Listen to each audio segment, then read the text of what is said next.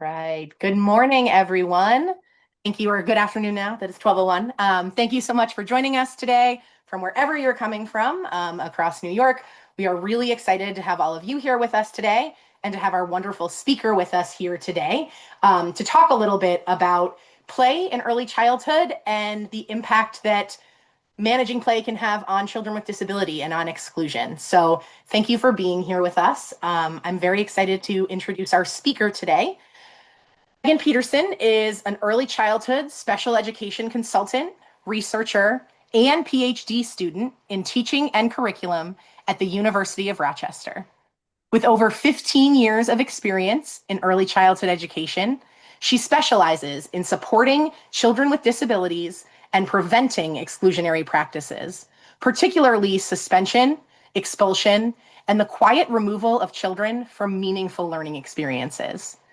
Megan currently serves as an early childhood inclusion coach at the Child Care Council in Rochester, New York, where she provides intensive coaching to childcare providers to support the inclusion of children with disabilities and diverse learning needs. Her work focuses on strengthening developmentally appropriate play-based practices while improving early literacy instruction so that all children, regardless of ability, have equitable access to meaningful learning experiences. She holds a bachelor's degree in childhood and special education from St. John Fisher University and a master's degree in diversity, equity, and social justice in education from the University of Texas at El Paso. Megan is a frequent trainer and speaker, known for translating complex theory and research into practical, actionable strategies that educators can implement immediately. At the core of Megan's work is a deep commitment to equity, advocacy, and collective responsibility. She believes that protecting play, especially for children with disabilities, is not an add-on, but a fundamental requirement of ethical and inclusive early childhood education. And with that, we'll pass things over to Megan. Thank you so much. That was like such a nice warm welcome. I'm just going to share my screen so everyone can see. There we go. All right. Well, thank you so much for that warm introduction. Like I said, this training or talk today is called Let Them Play When Policing Play Leads to Exclusion. So we are going to dive right in because there is a lot to get through, and I want to make sure that I leave some time so that if anyone has questions, we have time to discuss. So let me just minimize the Zoom because I am distracted by seeing everyone's faces. There we go. Okay, so before we jump in, I just want to take a minute to ground us and where we're heading today. We're going to start by talking about why play matters, not just as something fun, but as something critical to learning and identity building experiences for young children. And then from there, I'll briefly introduce the theoretical lens guiding this work, which is PlayCrit and DisCrit, so that we have a shared language for what we're seeing in classrooms every single day. Then we're going to look closely at what's actually happening in early childhood settings, particularly how differences in the way that children play, especially Black boys with disabilities, are often misread, over-surveyed, and then restricted in the ways that lead to exclusion from learning. Most importantly, this isn't just a theory. We're going to end with some concrete things you can do right now, things that are realistic in real classrooms to protect play, support inclusion, and reduce the risk of exclusionary discipline. So my goal is that you leave today seeing a little difference and feeling more equipped to respond to. So before we talk about exclusion, surveillance, or discipline, we have to ground ourselves in something fundamental, that play is not optional in early childhood education. Across decades of research, play has been shown to support children's cognitive development, language, social relationships, emotional regulation, and physical growth. And through play, children practice negotiating roles, expressing ideas, solving problems, and making sense of the world around them. So play isn't just about skills, though. It's about identity and belonging. And play is where children experiment with who they are, how they relate to others, and then how they move through space It's intrinsically motivated, meaningful, and driven by the child. It's not about adult compliance. So research also makes it very clear that not all play looks calm, quiet, or orderly. Big body play, rough and tumble play, and playful aggression are developmentally typical forms of engagement, particularly in early childhood. And these forms of play are often joyful and relational and regulated by children themselves, and yet they are frequently misunderstood or prematurely shut down by adults. And this is the key point for today, that when we restrict play, we are not just managing behavior, we are limiting learning, development, and access to childhood itself. So when certain children lose access to play more often than others, that loss is not neutral. It has developmental, educational, and ethical consequences. So to understand why PlayCrit and DisCrit exist, we need to just briefly name their shared foundation, which is critical race theory. And CRT emerged from critical legal studies and was brought into education to examine how racism is not just an individual bias, but something that is built into systems, policies, and everyday practices in classrooms. And one of CRT's central ideas is that racism is not occasional or accidental, it's persistent and structural. So CRT also makes space for us to examine how racism intersects with other forms of oppression, including classism, sexism, language discrimination, and ableism. So both PlayCrit and DisCrit grow directly from this foundation, and they share CRT's commitment to questioning what is considered normal, whose experiences are centered, and how power operates in seemingly neutral practices like discipline, behavior expectations, and play. So when we use PlayCrit and DisCrit, we're not just talking about individual children or individual teachers. We're examining how systems shape children and how they are seen, interpreted, and treated, especially those with marginalized identities. Okay, so PlayCrit starts from a critical but necessary premise that play is not neutral. But while play is often framed as innocent or universal, PlayCrit asks us to look at how race shapes whose play is protected and whose play is policed. So through a PlayCrit lens, Black boys' play is more likely to be surveyed, interrupted, or framed as dangerous, especially when it involves movement, imagination, or power themes. And this happens because Black boyhood is often constructed through racialized ideas of masculinity that position Black boys as older or more aggressive or less innocent than their peers. And as a result, behaviors are celebrated or ignored in other children are more likely to be punished when enacted by Black boys.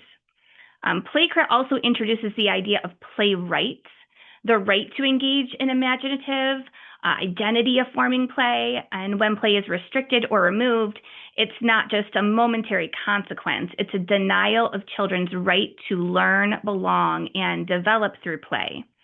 So PlayCrit helps us name something many educators sense, but may not have the language for, is that when play is treated differently based on race, the impact reaches far beyond the playground or the block area. It shapes a child's sense of self and belonging. All right, so now we're talking about when play becomes a problem. So this is going to shift us out of theory and into what it actually looks like in the classroom. So many forms of play that are completely developmentally typical, like that big body play, rough and tumble play, superhero play, are often treated as problems, especially when adults feel unsure or uncomfortable. And research shows that children with disabilities are more likely to be closely monitored during play and interrupted more frequently than their peers, even when their play is not causing harm. So over time, this constant surveillance changes how play is experienced, and it becomes something to manage rather than something to learn from. And what's important to name here is that play is often stopped not because it's unsafe, but because it doesn't match adult expectations of what play should look like. And when that happens repeatedly, children lose access to learning, social development, and that sense of belonging. And this is where exclusion begins. It's not always with expulsionary paperwork, but with the steady removal of those play opportunities. So I just want you guys to take a minute to look at this image. What it shows us is something we don't talk enough about in early childhood education, is that play doesn't exist in a vacuum. And I created this I don't want to say in reference to, but maybe inspired by Bronfenbrenner's ecological framework. So if you like this image, I would definitely suggest looking up that framework, because at the center we have our child bringing their full body, their imagination, identity, abilities into play. But that child is not acting alone. And that's why I love this framework, because it shows that their play is shaped by everything layered around them. And at the classroom level, educators are managing supervision, ratios, safety expectations, and there's this constant pressure to prevent injuries, avoid incident reports, which can make like any kind of active or unpredictable play feel risky. At that program level, at the top where it kind of cut off just a little bit, directors and staff are navigating licensing requirements, documentation, parent expectations, and this is like very real feel of complaints, fear, not feel. These pressures often push programs towards control rather than flexibility. And also at the systems level, there are larger forces at play. Regulations, underfunding, staffing shortages, and a broader culture that prioritizes risk avoidance over developmental appropriateness. So none of these layers are inherently bad, but together they create these contradictions. And we tell providers to support play-based learning while simultaneously penalizing them for the very risks that play requires. So when children have disabilities, especially Black boys, those pressures intensify, and their play is more likely to be surveyed, documented, and restricted, not because it's harmful, but because the system just isn't designed to support their difference. And this framework helps us shift the question of, instead of asking what's wrong with the child's play, we start asking what pressures are shaping our response to this play. And that shift is, where change becomes possible. You can tell I'm talking a lot when I have to take a drink, huh? Okay, so this impact of policing play, I want to be really clear about why this matters, especially for our children with disability. Play is not just something children enjoy, although they do enjoy it. I enjoy playing. It's how they develop those self-regulation skills, communication skills, and social understanding.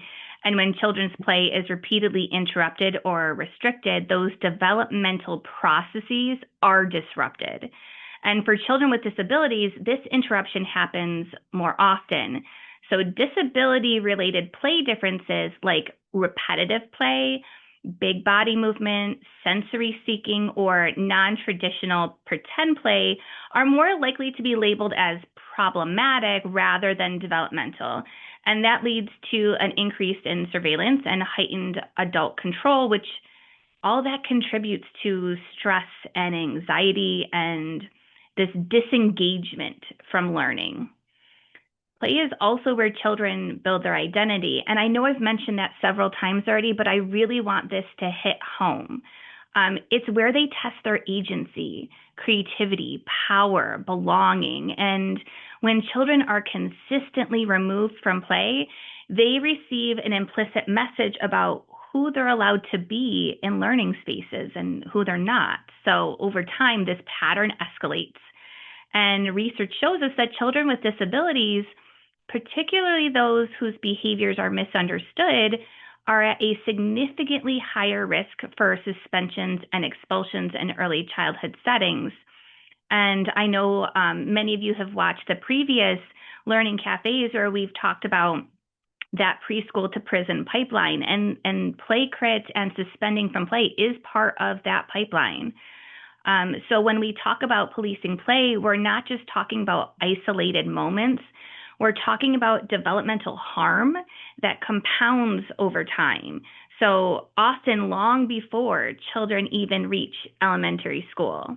So our restriction of play is leading them into long-term negative effects that could lead into incarceration in adulthood. Okay, so that was the heavy part, a lot of theory. We've spent some time naming why this happens, not to assign blame, but to tell the truth about the systems, the pressure, and contradictions that shape how play gets restricted in early childhood settings. It was really important for me to take this presentation or talk to really look at it holistically, because often when we're talking about outcomes for children, we talk about the teachers and that the teachers are to blame. And I want to make sure that we're looking at not just what can be done for the child, with the families, with the teachers, but how systems are shaping all of that. So when we're looking for what can I do, we're looking at what can I do and what can I advocate for that's not a Band-Aid, that is a holistic way to support making this better. So we're understanding why this is happening. It doesn't leave us stuck. It gives us clarity about where we actually have power. So we may not be able to change everything, not every regulation, staffing shortages, or policies overnight, but we can change how we interpret play and how we design environments and how we supervise children and how we respond, especially to children with disabilities. What we're moving into now is not about perfection. It's about practical, realistic shifts that protect play, support inclusion, and interrupt exclusion within the systems we're already working in. So as I move forward, I want you to hold this question. Where do I have influence, and how can I use it to protect children's right to play? Okay, so these are not going to be abstract ideas. These are going to be concrete shifts that providers and programs can begin to make immediately. The first is normalizing disability-related play differences. Research shows that many play behaviors associated with disability, like sensory seeking, repetition, or non-traditional pretend play, are developmentally meaningful, not disruptive. And when we treat differences as a problem, restriction becomes the response. The second suggestion is to pause before intervening.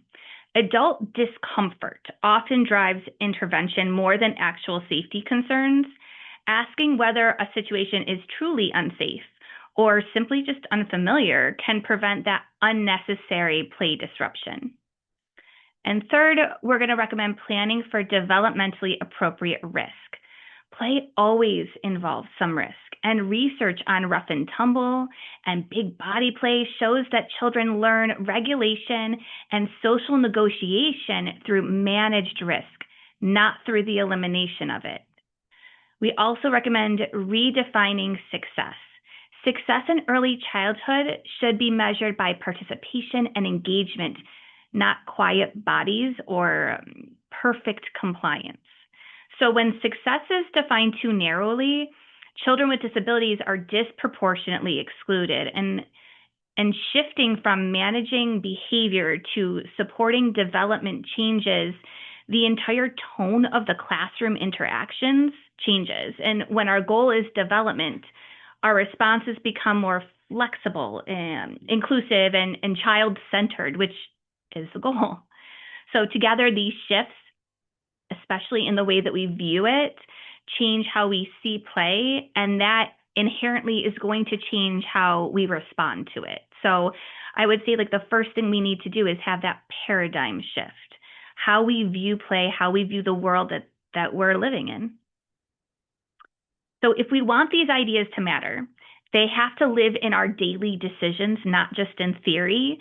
So what does it actually look like? In classrooms, this means recognizing that children will not all play the same way and that they're not supposed to.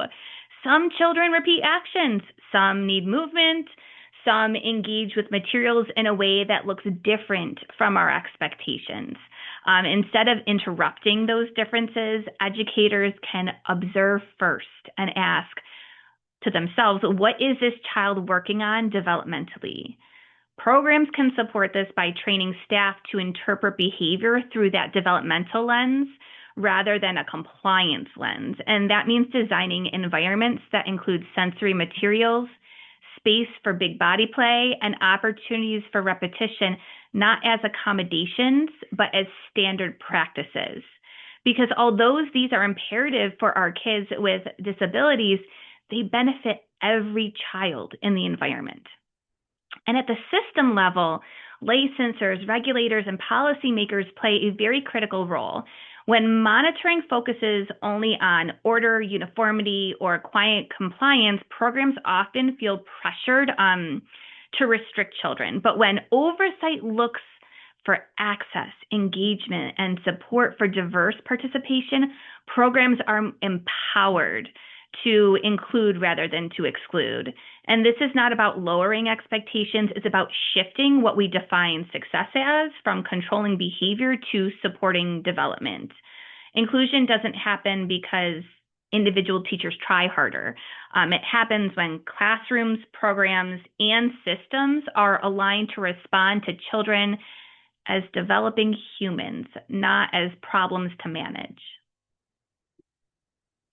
So the next theme that we are going to be talking about is really focusing on designing environments that support play so that policing becomes unnecessary. I know I mentioned environments briefly, but I really want to dig a little bit deeper into this because it's one of the most effective strategies for just creating those spaces for high movement, sensory play, and when children, especially those with disabilities, have appropriate outlets for movement, they're less likely to struggle in spaces that require more regulation. And the research shows that environments designed for movement reduce conflict and increase engagement for all children. Another key shift is moving supervision away from surveillance and towards support, like we've talked about, but surveillance focuses on watching for mistakes. Supportive supervision involves joining in play, narrating what the children are doing, helping them problem solve in the moment. And this approach reduces escalation and helps children build social and regulatory skills. And we also recommend using injury prevention strategies instead of banning types of play altogether.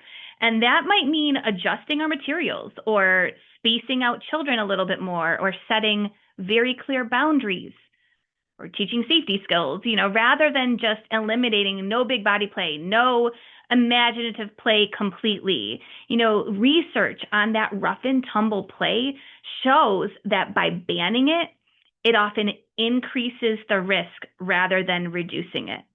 And that to me was a very profound stat because as a first, second year teacher trying to keep my students safe, I'm trying to do that in the way that makes the most sense to my brain.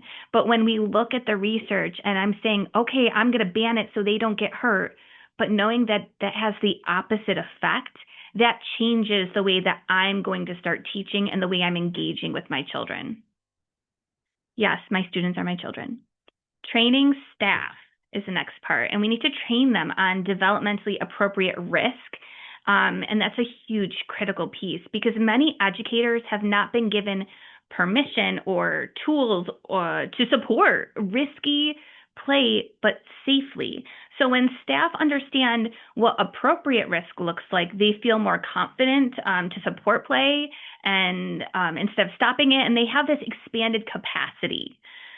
Finally, this shared language, that matters. When staff don't have a common language or understanding of play differences, responses become inconsistent, and some children are corrected far more than others. Specifically, children with ADHD are found to have 30,000 more negative comments than their typically developing peers. That's a huge number, right? Corrected 30,000 more times. Developing shared language around that play safety, and inclusion helps ensure children that they're supported equitably, not just across classrooms, but across different adults. So this slide, the simplest takeaway I can say is when environments are intentionally designed for difference, play is no longer needed to be controlled. It can just be supported. Now, I know since we're talking about environments, I really wanted to get to the nitty-gritty and, of course, share some of my favorite things. So when we're talking about sensory supportive environments, we have to move beyond the basics. It's not just a bin of toys or fidgets, but intentional tools that support how children's bodies process information. So, for example, bounce boards provide proprioceptive input, and that helps children organize their bodies. Stepping stones and balance path allow children to regulate through movement while simultaneously developing coordination. Light tables offer visual feedback that supports attention, exploring and sustained engagement. Sensory tables, which I see it in a lot of classrooms, but they should not be reserved for occasional activities. They can be part of the everyday environment, just like blocks or dramatic play. And we can create spaces children can move through, like tunnels or pathways. My personal favorite are the textured flooring, like lava tiles. These support children who need to move in order to think, attend, and participate. Sometimes quiet regulation spaces, what we would call, or what my favorite one is pictured here, the sensory hideaway. These give children a place to reset without being moved from the classroom community. And I want to be very clear, this is not a punishment. I should not be taking a child away from play and telling them, you need to be in this space because you are not behaving, and almost in a way you're putting them in like a timeout. That's not what a sensory hideaway or a sensory quiet space is supposed to be. It's supposed to be like, I see that your body is feeling a lot right now. What can I do to help you? Do you want to do this or this? And one of the options may be, let's check out the sensory hideaway. Maybe if we feel some things, maybe if we look through that top with all those colors, it'll help us. And it's that co-regulation piece that will make all the difference. And although all these materials that I'm discussing are often discussed in relation to children with disabilities, I really want to emphasize that they benefit every single child in that classroom. I mean, who doesn't want to hang out in that sensory hideaway? I mean, I honestly would like one for my office, but I was told that wasn't in the budget. Movement builds regulation. So sensory exploration builds attention. Flexible environments support engagement, and these are not special education tools. They are just good developmental design. The challenge is that many of these materials are extremely expensive. My beloved sensory hideaway is $1,500, and access to them is uneven, especially in family childcare, group family childcare, and legally exempt settings. So if inclusive environments depends upon personal program budgets, then inclusion becomes inequitable by design. So the conversation is not just about what educators can do, but it's also about what systems must fund, because environments shape behavior long before adults are going to respond to it.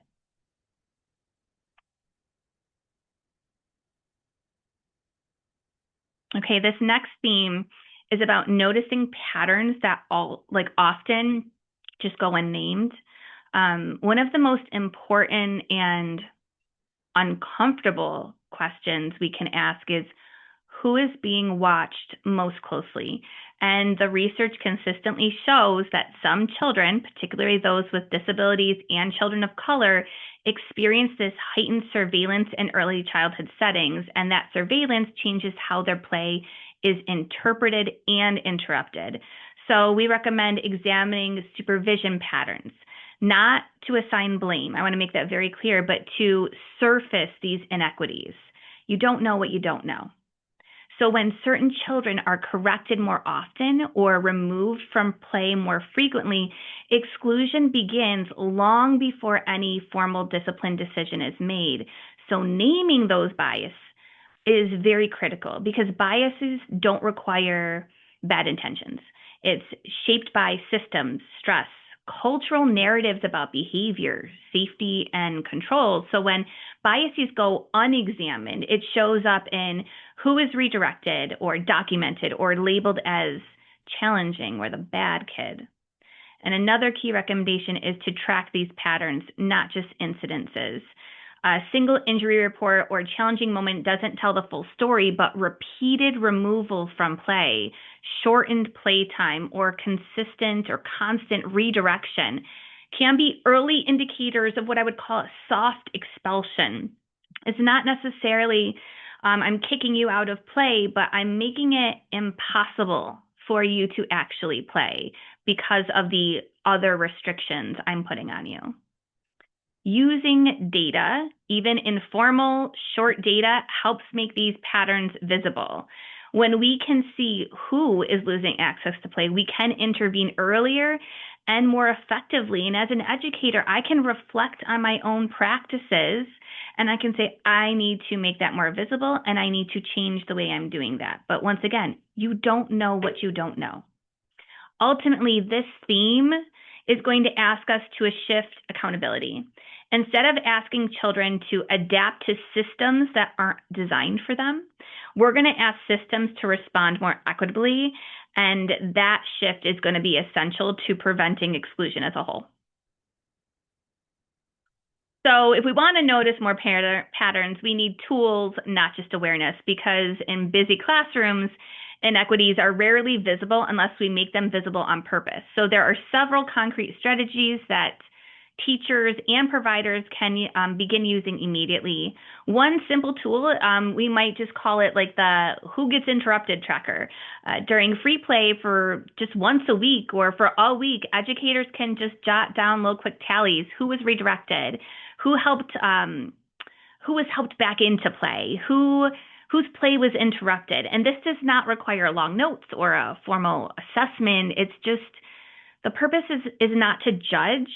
The practice is just to see our patterns that our memory cannot reliably hold on to in a busy day. And if you're like me, an adult with ADHD, my working memory is already taxed and struggling. So having a tool like that helps me be held accountable for what's happening in real time, not just what my brain decides to remember.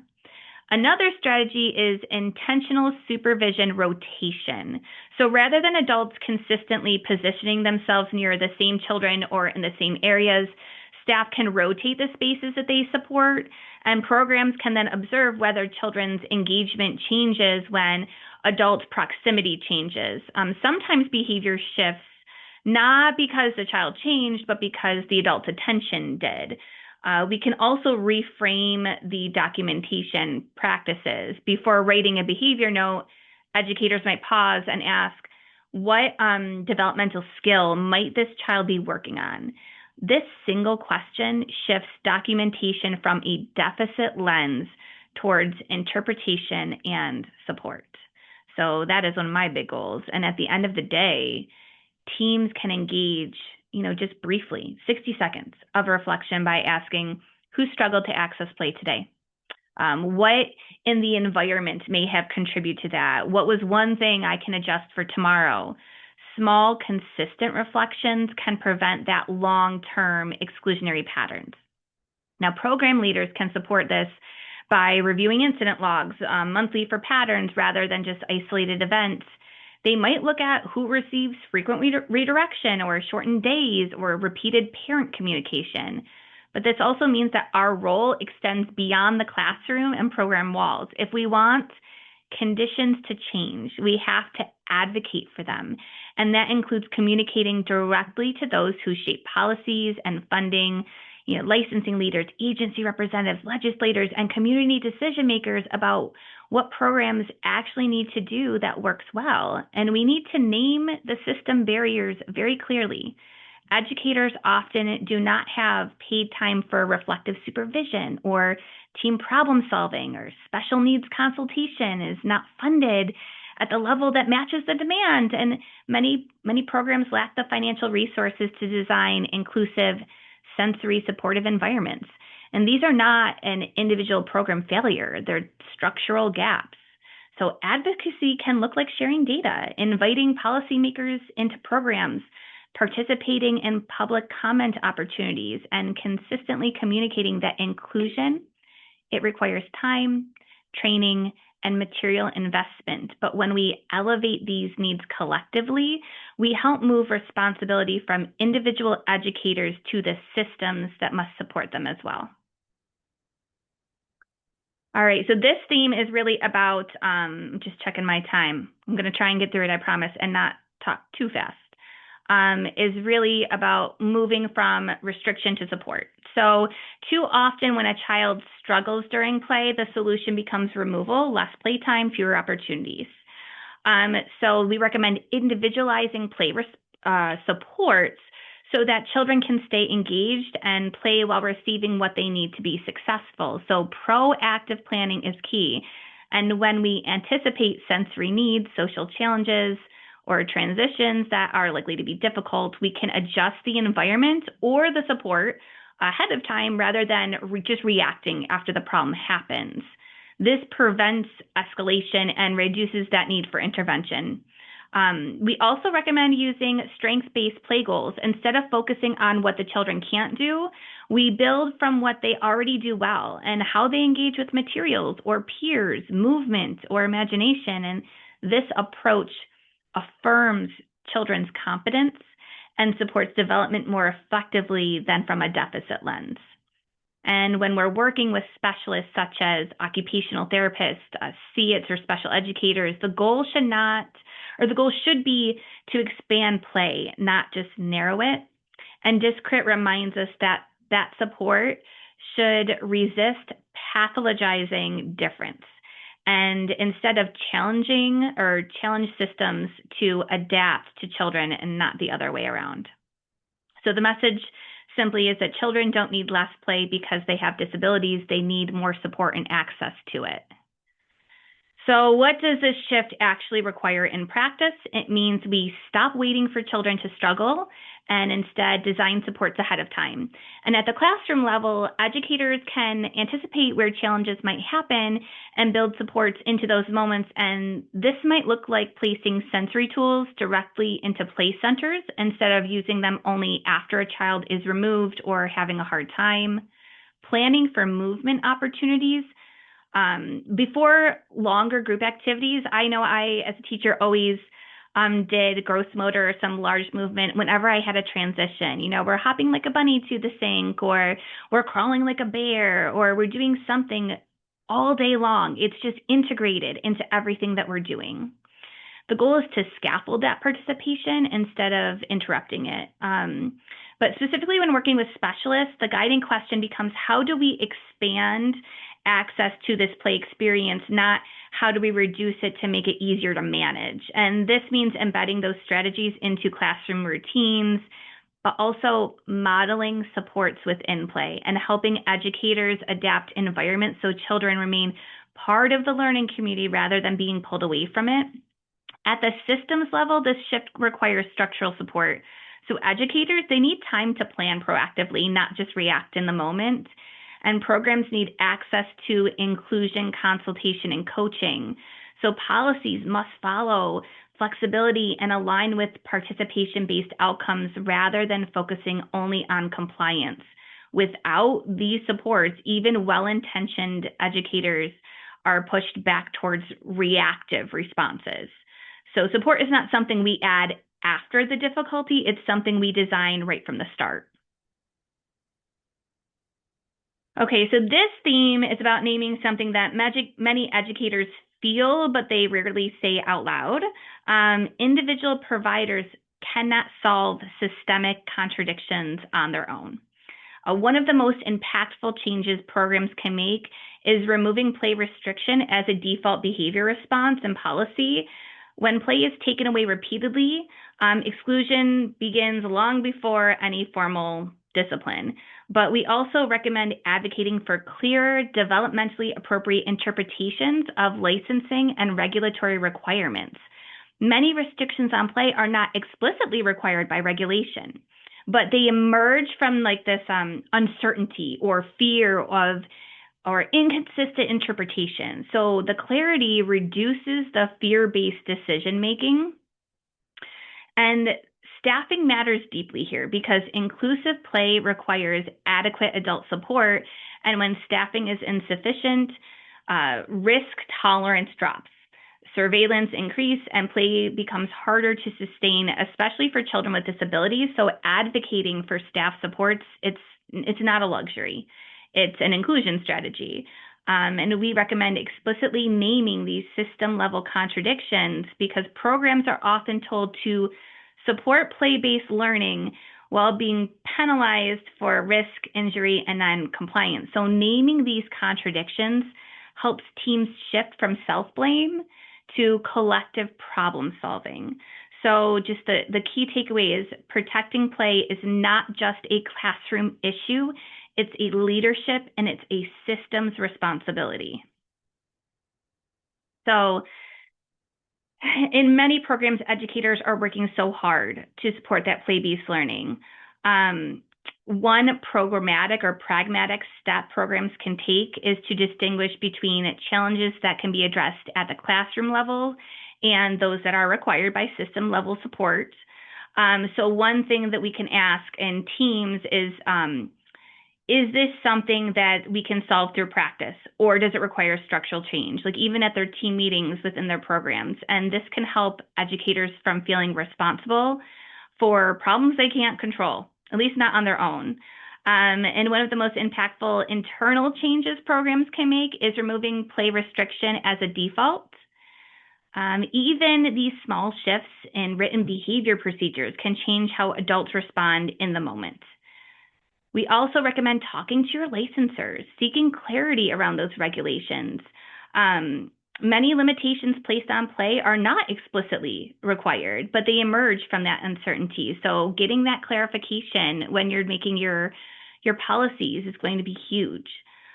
Programs can use monitoring visits as opportunities to ask those clarifying questions or request examples or document guidance. So staff are not, they're just not fear-based decisions. They're creating shared understanding, which reduces that unnecessary restriction.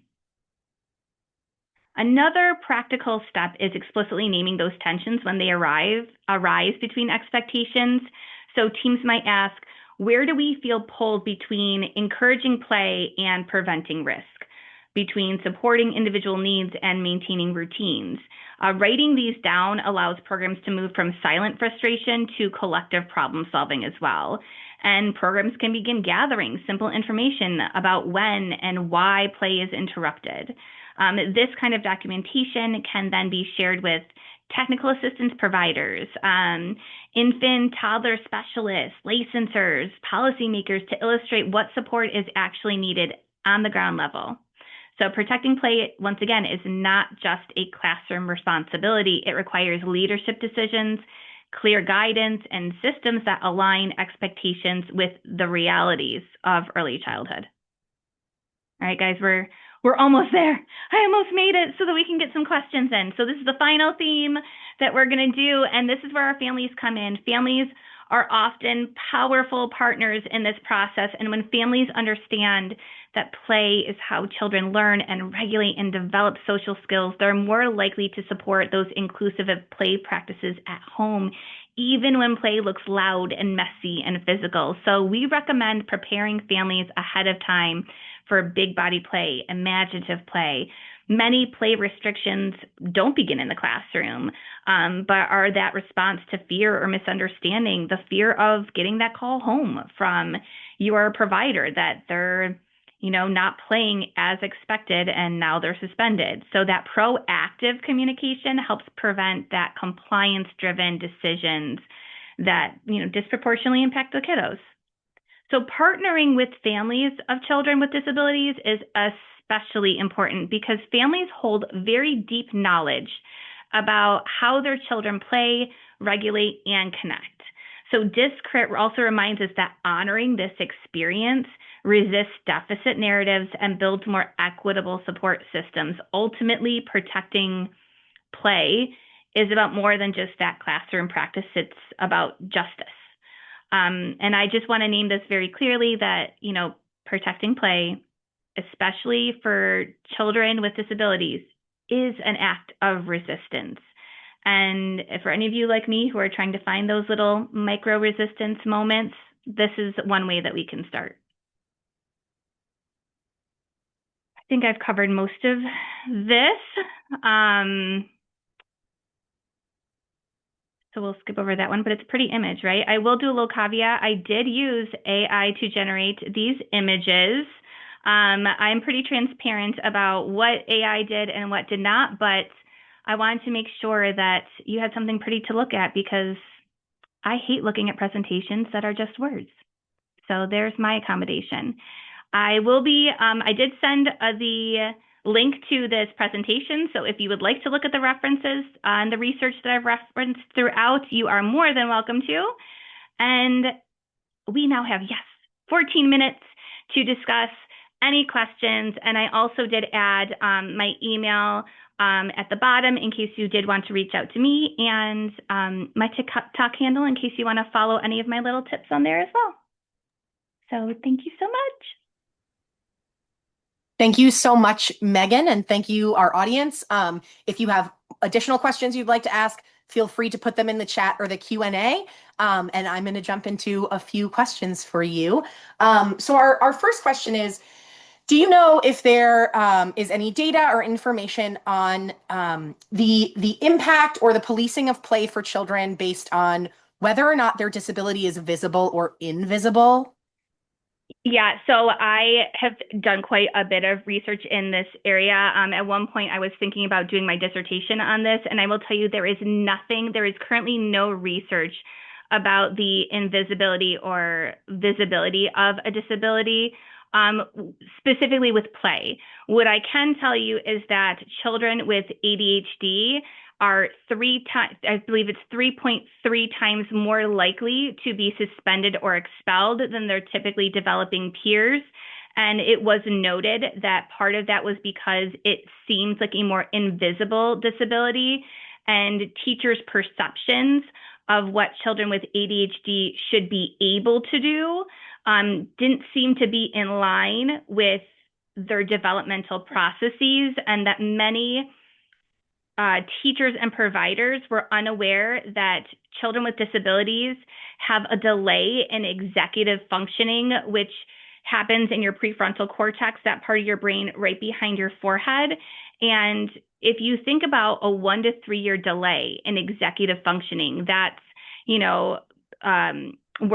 I'm having trouble with it, working memory, emotional regulation, some of those complex thinking skills, things like time blindness, all that stuff, impulsivity, all that plays into it. And a lot of times educators were reporting that, they've done it once, they should be able to do it again, or they just weren't listening, or they should know better, there's nothing wrong with them, and so there is a strong connection between expulsion and ADHD specifically. There is also an increase in autism over other disabilities for expulsion, but there is not enough research currently on expulsion in play. So hopefully, I don't know, maybe we can all change the world, guys, and get some research projects out there.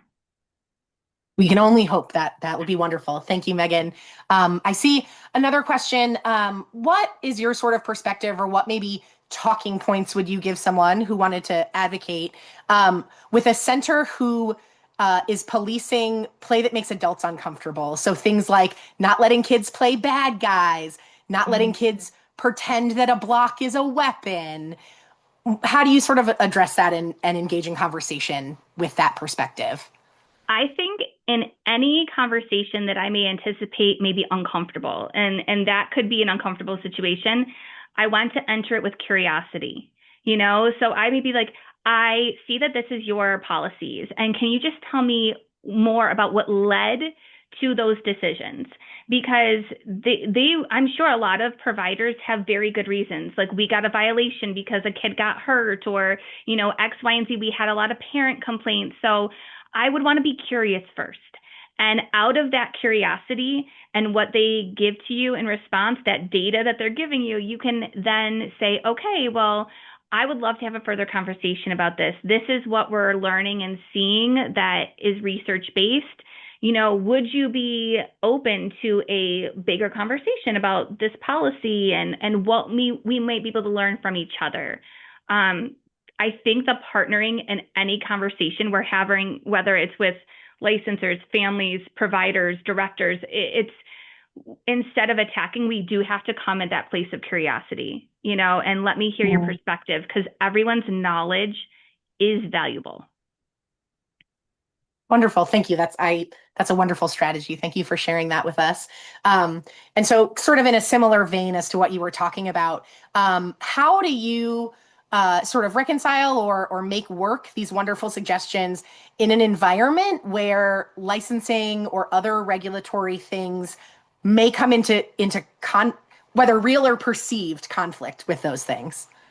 Yeah, and systems in general, there's a lot of systems at play in early childhood, right? So we even have UPK, so we got the educational system, we have OCFS, we have even different cultures. Like there's so many systems that integrate. So, oh, of course my phone would ring right now, guys. Let's reject that call. Sorry.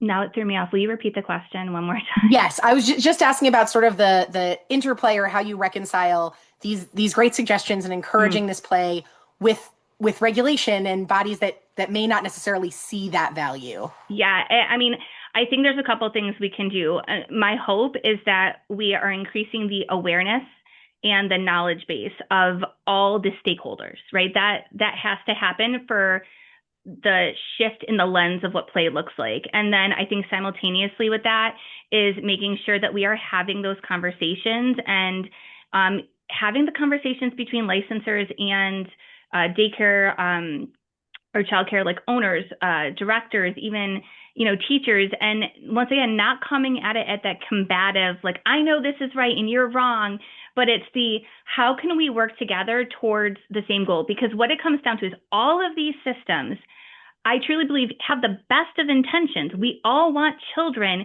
to develop and learn and grow and have this positive, affirming identity. But the way that we go about doing it is different. And that seems very hard to navigate, but we can't make any progress if we're not talking about it. That's great. And I think Does that that make sense? Like, did I yeah, answer and the I think that question? comment of like starting from that place of shared commonality, right? Like we're all here because we care about kids and families because we want the best for them. And sort of like starting from that affirming place, I think can help Yeah. make those difficult conversations a little easier. So I really appreciate that. Could you talk to any specific actions that providers or other stakeholders in the field could take to really engage in that advocacy? Like, are there organizations they should be talking to? Are there things they should be engaging in to help advocate for these things they care about?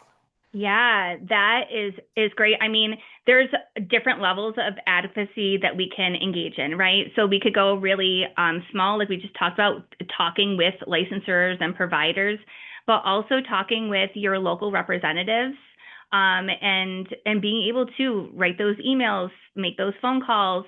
There are also a lot of agencies across New York State that engage in advocacy work. I'm going to be very transparent. I don't know all of their names. I know in Rochester we have a few of them. The Children's Institute does a lot of research and advocacy work, but really it's finding who is doing that research, who can I share my story with, who's invested. And as much as social media is a terrible thing at times, sometimes being able to connect with those stakeholders across social media is just another way to engage. Um, so I think we have to get creative, but also I think the hardest thing with advocacy is that when you know there are systems issues, it feels hopeless.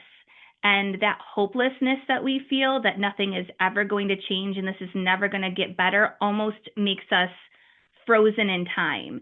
And so if we can just think of like, okay, I'm going to do something very small, and it may be for me, I'm going to talk to a teacher today about how they're engaging with children and what that does for their brains. Like that is an act of advocacy. That is an act of resistance. And so when we're thinking about advocacy, I don't want you to think that it has to be something big. It could be a million tiny things that compound over time that make a really big difference. That's wonderful. Thank you. That perspective is great. And I definitely agree, right? Like everyone has different things to offer and levels of sort of commitment and time that they can put into things. And those little things can make a huge difference when we're looking at this big picture of advocacy. Thank you for that. We have another question about often there can be a lot of pressure for direct service staff to be participating in like contract management or outcome measurement, which can sort of drive some of those out of balance things that you were talking about. Could you talk a little about the effects of that pressure on staff and like what that can mean for them in trying to accomplish these things that they're trying to accomplish? Yeah, so service providers, I'm just going to let's label it because I want to make sure we're clear about what we're talking about, like OT, PT, special ed people who come into a childcare that either push in or pull out for services. Um, there is a lot of systems issues with what they get paid for, what they don't get paid for, what they're allowed to do, what they're not allowed to do. And then collaborating with classroom teachers is really difficult because many service providers are only getting paid for their direct support of that therapy. So if I'm a PT, I'm coming in and I get paid for the minutes that I'm only in the daycare providing that therapy. I'm not getting paid for outside meetings with the teachers, talking to them about how they can implement what I'm doing in the classroom. And that's something that my hope is that that starts to change at a systems level. And as teachers, like the biggest thing is trying to have any sort of communication system. So even if it's quick for both of us, I'm getting a little bit. I had a communication binder that I made for a couple staff at one point that was like, okay, guys, like I'm in the middle of teaching. I can't stop what I'm doing to talk to my OTPTC, and I know they have to get to their next client. So here's our notebook. Just jot me a good note, working on this. Gone, and that way we can all have a central location of communication. That is definitely one suggestion. And then the other suggestion I have is really making sure we're inviting those service providers to do their therapy inside the classroom, if at all possible. I know that some kids in their IP, they have to be pulled out, and that is not a problem. Some people have that flexibility. They could push in or pull out. And I always ask that they push into the classroom whenever possible, because as a teacher, I get to see what they're doing. Even if I'm not focusing on it 100% of the time because I'm managing things, like it's in my periphery, right? So I'm getting that modeling of what strategies that specialist is using, and that is valuable knowledge for me. So if we're looking at how we work within the system, that is an easy way to do it. And then long term, we need to start advocating for people to get paid to have team meetings to holistically be supporting our kiddos in our classes. Wonderful. Thank you. All right, we're going to have one last question. We Okay. have about a minute and a half left. One of the things we talked a lot about, or you talked a lot about, was developmentally appropriate risk and what that looks like. We know that funding for PD and for a lot of things can be a challenge for a lot of programs and for a lot of advocacy organizations as well. But do you have any recommendations of where leadership or providers could find training or information on that developmentally appropriate risk and sort of start building that knowledge for themselves? Yeah, I mean, I definitely think reaching out to your community. So like that could be your local childcare resource and referral agency. That could be talking to those service providers, like especially occupational therapists. They have a wealth of knowledge on what is appropriate risk and what is not. And it's using some of those resources effectively. And when stakeholders know that there's a need, that there's a want, like if you're starting to ask around, like, do you have this kind of training? Can I see this? Then it starts to develop. It's not the if we build it, they will come, type of mantra. It's that if we ask and we're the squeaky wheel, maybe we'll get what we want. So it's really about vocalizing, I want more training on this. I need to be able to support my kids and my students in this way. So don't be afraid to be vocal. All right, wonderful. And on that note, we will wrap up our Learning Cafe. Thank you so much for being with us today, Megan. This has been incredibly helpful. I know I learned a lot, so I'm sure our audience did too. For those of you who are here and participants, if you were registered for the Learning Cafe, you will receive a follow-up email, including Megan's wonderful presentation with all of those incredible resources that she used and shared with us. Yeah, so thank you again so much for being here and oh, I see a hand raised. Oh, and if you would like a participant or a certificate of participation, you can email Naya. Her email is in the chat, and that can be self-submitted onto Aspire. So if that is something you need, just let us know. And we look forward to seeing you next month at our next Learning Cafe. Thank you guys. Thanks so much.